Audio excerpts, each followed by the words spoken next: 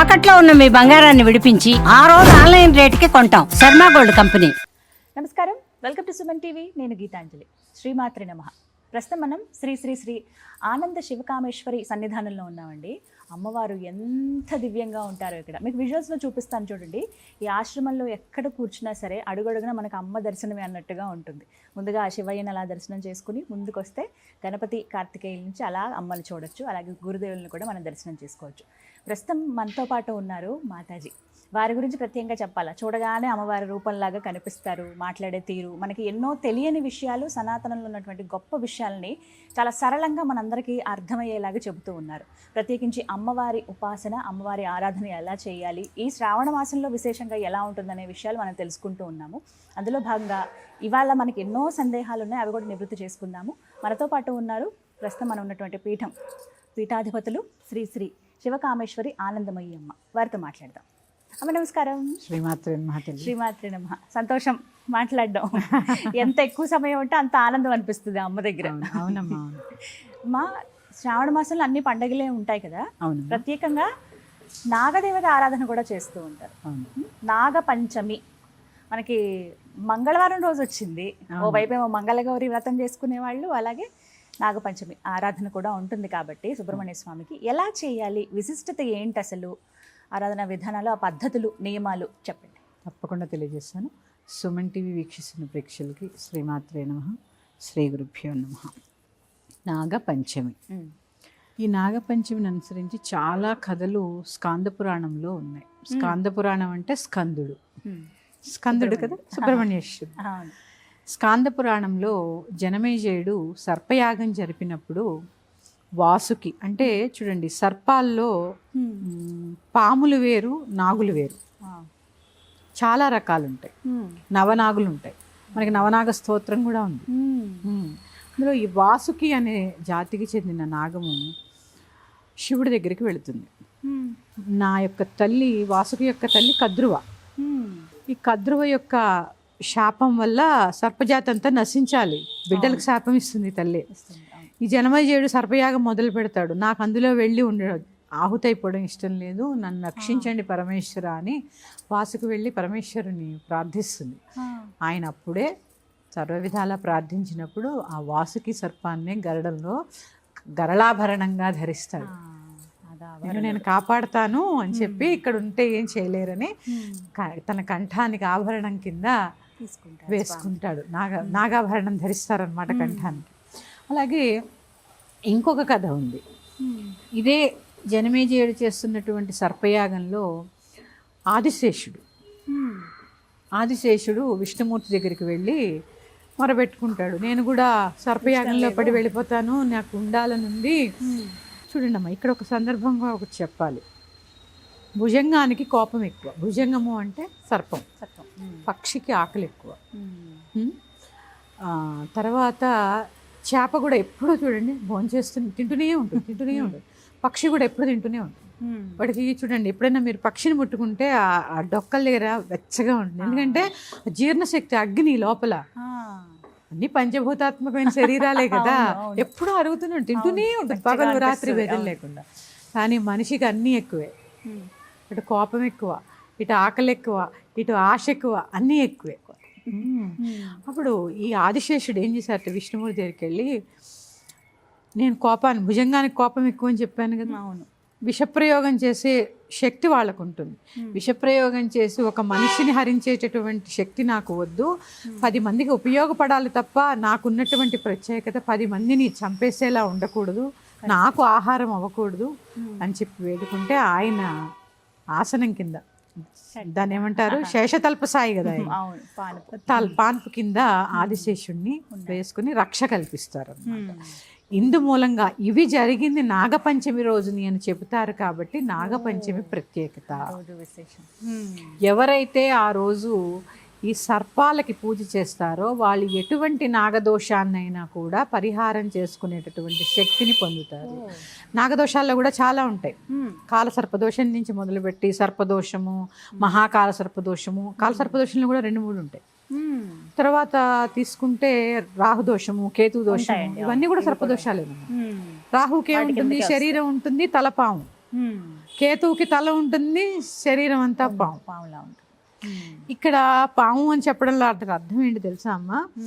మన పూర్వీకులు కూడా ఎప్పుడైనా స్వప్నంలో కనిపిస్తే నాగుల్లాగే కనిపిస్తారట. మీ పితృదోషం ఉంటే కూడా దాన్ని ఏమంటారు, నాగార్చన చేస్తే కూడా మనకి తొందరగా ఉపశమనం కలుగుతుంది. ఇప్పుడు మీరు ఎలాగో అంటే కళలో కనిపిస్తారని అన్నారు కాబట్టి కొంతమందికి ఏంటంటే వెంటాడినట్లుగా, అమ్ము భయపడుతూ అంటే తరుగుతున్నట్లుగా కొంచెం కొంతమందికి వస్తుంది. అలా వాటికి నిదర్శనం ఏంటమ్మా? తరుముతున్నట్టు, సర్పం తరుముతున్నట్టు కలొస్తే చాలా మంచిది. మంచిది. కాటు వేసి రక్తం వచ్చినట్టు కనిపిస్తే కూడా చాలా మంచిది అనేవారు. అంటే ఇవి నా పెద్దలు చెప్పినవే, నేనేదో సొంతగా చెప్పినవి కాదు, మా పూర్వీకులు చెప్పినవి. భయపడతారు చాలా మంది, ఏం చెడు జరుగుతుంది. సర్పం కాటు వేసినట్టు కలొస్తే అప్పటిదాకా ఉన్న దోషాలన్నీ పోయినట్టేట కలలో. ఇలా సర్పదోషాల్లో చాలా ఉన్నాయమ్మా. ఈ సర్పదోషాలకు చాలా భయపడుతూ ఉంటారు. ఇంకా తెలుసా, సంతానం లేని వాళ్ళకి శుక్రకణాలు ఎలా ఉంటాయి, చిన్న చిన్న సర్పాల్లా ఉంటాయి. పాము చిన్న తల ఇలా పాము. మరి సర్పాలకిను సంతానానికి ఏంటి కనెక్షన్ అంటే ఇదే కనెక్షను. శుక్రకణాలలో ఉంటే సర్పాల్లాగే ఉంటాయి. పైగా మన యొక్క స్వాధిష్టాన చక్రం దగ్గర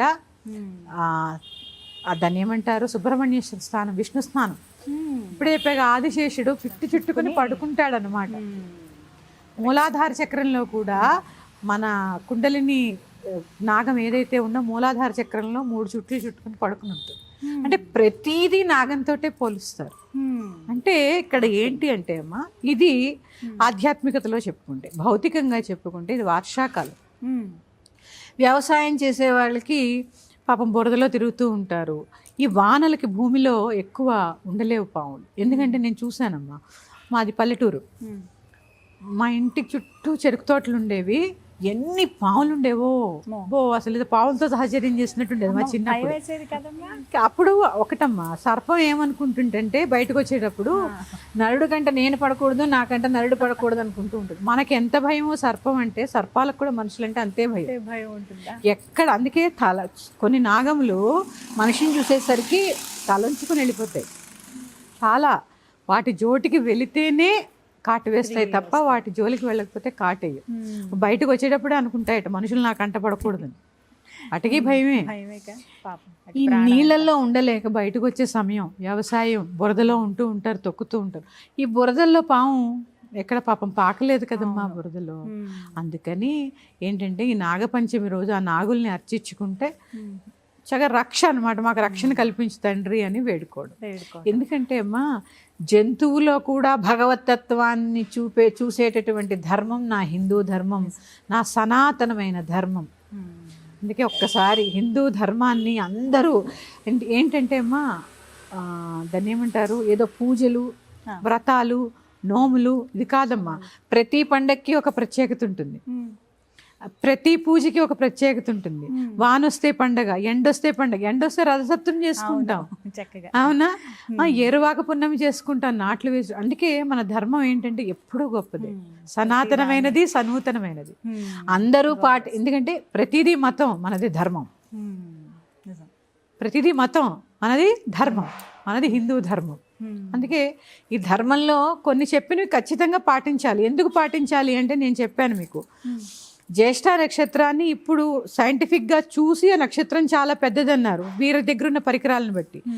మన మునుల దగ్గర ఉన్న పరికరాలను బట్టి ఎప్పుడో చెప్పారు జ్యేష్ఠ అనేది పెద్ద నక్షత్రం, అందుకే జ్యేష్ఠ దాని పేరే జ్యేష్ఠ. ఎలా ఏంటి వాళ్ళకున్న పరికరాలు అంటే తపస్సు, మంత్రాలు, మనోనేత్రం ద్వారా చూడగలిగే వాళ్ళు, మనోనేత్రంతో చూసి ఎప్పుడో చెప్పారు. లేకపోతే అమ్మ పంచాంగాన్ని బట్టి గ్రహణాలు, వానలు, ఋతువులు ఎలా చెప్తున్నారు. అద్భుతం, ఎంత అద్భుతం కదా. ఎప్పుడో వచ్చే గ్రహణాన్ని ఇప్పుడే ఎలా చెప్తున్నారు. అందుకనే మన ధర్మాన్ని పాటించండి. ధర్మో రక్షతి రక్షితః. ధర్మాన్ని నువ్వు కాపాడితే ఆ ధర్మమే నిన్ను కాపాడుతుంది. ఇది ధర్మంలో ఒక భాగం. ఈ నాగపంచమి పూజ కూడా ఒక జంతువులో కూడా భగవతత్వాన్ని చూసేటటువంటి శక్తిని ప్రసాదిస్తూ ఉంటుంది. అందుకే నరసింహస్వామిని పూజ చేస్తూ ఉంటాను, నరసింహస్వామిని, హయగ్రీవ స్వామి, సుబ్రహ్మణ్యేశ్వరుడు, నెమలి. ఇట్లా చూసుకుంటే ఏ జంతువులైనా భగవతత్వం. ఇవన్నీ దానికే, జంతువులో కూడా భగవతత్వాన్ని చూడాలనే దానికి నిదర్శనం ఇవన్నీ. దీనికే పూజ అని పేరు. ఇందాక చక్కగా చెప్పారు, ఇలా దోషాలు ఏమైనా ఉన్న కాలసర్ప దోషం, రాహుకాలం, కేతు దోషం, ఏదైనా సరే ఏదైనా అమ్మా ఎలా చేయాలనేది. ఎలా చేయాలి అంటే కొంతమంది ఇంట్లో పిండితోటి పాముని తయారు చేసుకుని కదమ్మా, చేసి వాటికి షోడశోపచారాలు చేసి సర్పసూక్త పారాయణ ఉంటుందమ్మా. సర్పసూక్త పారాయణ చేసుకొని ఇక పాలు నివేదన చేసి క్షీరాన్నం స్వామికి కూడా, తర్వాత బెల్లము నువ్వులు చిమ్మిలి అంటారు దాన్ని, అది కలిపినది, అది కూడా సుబ్రహ్మణ్య స్వామి నివేదనకి శ్రేష్టమైనది. అలాగే ఎక్కడైనా మీకు దగ్గరలో జంట నాగులు ఉంటాయి కదా, ఇట్లా ఉండి ఉంటాయి బంధనం వేసుకునేది, వాటికి శుభ్రంగా ముందు కడిగి తర్వాత పాలు పోసి అలా వదిలేయకుండా మళ్ళీ శుభ్రంగా కడిగి పసుపు రాసి బొట్టు పెట్టి దీపారాధన చేసి ఈ నివేదన చేయండి. ఇది చేస్తే ఎటువంటి సర్పదోషములైనా కూడా తొలగిపోతాయి. దీనికి ఏవి వేలల్లో ఖర్చు ఉండదు, పైగా మంగళవారం వచ్చింది ఇంకా శ్రేష్టం కదా, చాలా విశేషమైన రోజు. ఇంకా చెప్పాలి అంటే అమ్మ, ఆ రోజు అంటే మా పూర్వీకులు చెప్పింది తరిగిన కూర తినరు, చాకుతో ఇట్లా కోసినవి కరెక్ట్ తినరు. చిన్న సందేహం అమ్మా, అంటే ఈ సాంప్రదాయం మనం ఎక్కడ చూస్తామంటే నాగుల చవితికి ఎప్పుడైతే కార్తీక మాసంలో వస్తుందో మనం అప్పుడు కూడా చూస్తాం కదా, రెండు ఒకటేనా? అప్పుడు వచ్చే నాగుల చవితి, ఇప్పుడు చూసే నాగుల అంటే ప్రాంతాల వారీగా ఉన్న అలవాట్లు. తెలంగాణ చుట్టుపక్కల ప్రాంతాల్లో నాగుల పంచమి చేసుకుంటారు, వస్తారమ్మా. మా ఇప్పుడు ఆంధ్రాలో తీసుకుంటే నాగుల చవితి చేసుకుంటారు. మనకి ఈరోజు అంటే మనకంటే ఆంధ్రాలో ఈరోజు గరుడ పంచమి చేస్తారు, గరుడ పంచమి చేస్తారు ఆ రోజు. అంటే ఇక్కడ అదేనమ్మా, ప్రాంతాన్ని బట్టి ఆచారాలు, ప్రాంతాన్ని బట్టి అలవాట్లు, అంతే. ఏదైనా పూజే, అక్కడైనా నాగపూజ, ఇక్కడైనా. ఇంకో విషయం ఉందమ్మా, ఇందాక మీకు 2 కథలు చెప్పాను. సుబ్రహ్మణ్యేశ్వర స్వామి దేవసేనను వివాహం చేసుకోవడానికి భూమి మీదకి వచ్చిన రోజు ఈ నాగపంచమి. సుబ్రహ్మణ్యేశ్వర షష్ఠి రోజు, అందుకే వల్లి దేవసేన కళ్యాణం చేస్తారు ఆ రోజు. వల్లి సుబ్రహ్మణ్యేశ్వర కళ్యాణం, ఇప్పుడు దేవసేన సుబ్రహ్మణ్యేశ్వర కళ్యాణం చేస్తున్నారు. అంటే ఈ నాగపంచమి రోజు సుబ్రహ్మణ్యేశ్వరుడు భూమి మీదకి ఈ దేవసేనను వివాహం చేసుకోవడానికి వచ్చిన రోజు కాబట్టి నాగపంచమి. సుబ్రహ్మణ్యేశ్వరుడు అంటే అందరికీ ఇష్టమైన దేవతే కదమ్మా. పైగా ఇంకోటి చెప్పాలమ్మా, దీంట్లో వయసుతో సంబంధం లేదు, ఎవరైనా చేసుకోవచ్చు. లింగభేదం లేదు, వయోభేదం లేదు, ఎవరైనా చేసుకోవచ్చు. పురుషుడు లేడు, స్త్రీ లేదు, ఆఖరికి చిన్న చిన్న పిల్లలు కూడా చెవు నొప్పులు వస్తూ ఉంటాయి చాలా మందికి. సుబ్రహ్మణ్య ఆరాధన చేస్తే చెవు ప్రాబ్లమ్స్ తగ్గిపోతాయమ్మా.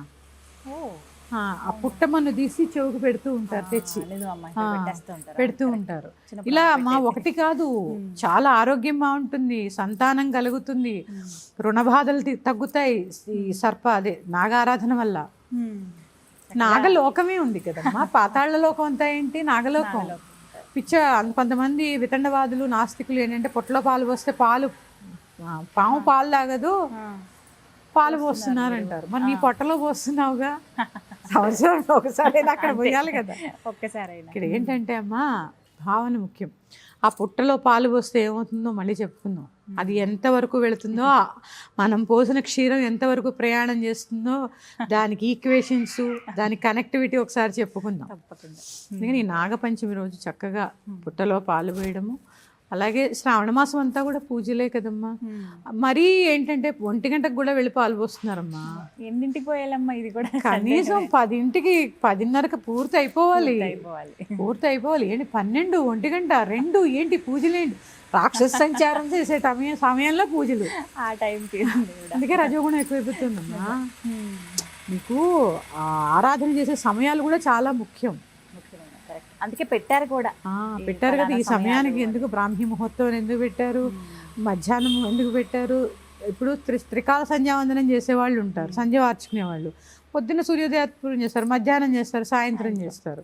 అది వాళ్ళకి డ్యూటీ. అంతేగాని నువ్వు పొద్దున్న బ్రాహ్మీ ముహూర్తం లేకపోయావు, కనీసం 9, 10 ఆ సమయం కూడా దాటిపోయి 2ంటికి దాటొద్దు, 3ంటికి కూడా నేను చూశానమ్మా. పోయిన సంవత్సరం 3ంటికి వెళ్ళి పాలు పోసి వస్తున్నారు. ఏంటి వస్తున్నారమ్మా ఈ సమయంలో అంటే, పాలు పోసి వస్తున్నావు అమ్మా అన్నారు. ఏం చెప్తాం, మాటలు లేవు నాకు. ఈ టైంలో ఏది సమయపాలన అనేది చాలా చాలా ఇంపార్టెంట్ అమ్మా. సమయపాలన లేకపోతే ఎట్లా? సమయపాలన కోసమే కదా ఇవన్నీ పెట్టింది.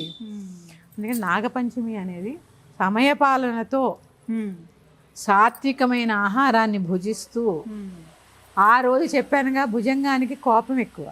ఈ కోపం నీలో తగ్గాలనే నాగారాధన. నువ్వు కోపంగా ఉంటే ఎలా? అందుకని సాత్వికంగా ఉంటూ సాత్వికమైన ఆహారాన్ని భుజిస్తూ ఒక నామం చెబుతూ ఆ పుట్ట దగ్గరికి వస్తారు. ఇది విమర్శ కాదు, తెలుసుకోవాల్సిన విషయం. తోసేసుకుంటారు ఇట్లా. ఇక పూజ పక్కకి వెళ్ళిపోయే, దేవుడి పక్కకి వెళ్ళిపోయే, నేను ముందు పోసావు, నువ్వు ముందు పోసావు, ఒక లైన్గా ఎవరు పోస్తే ఏముంది, ఎవరు పోస్తే ఏముంది, మీరు పోసుకోండి, మీరు కడుక్కోండి, పెట్టుకోండి, మీ సమయం వచ్చినప్పుడు ఆ నిజంగా లైన్లో నిలబడ్డారు. ఒక భగవన్నామం చేసుకోండి, శరవణ భవ అనుకోండి. శరవణ భవ, అంతకు మించి నామం ఏముంది? శరణది వచ్చండి, శరణ భవండి.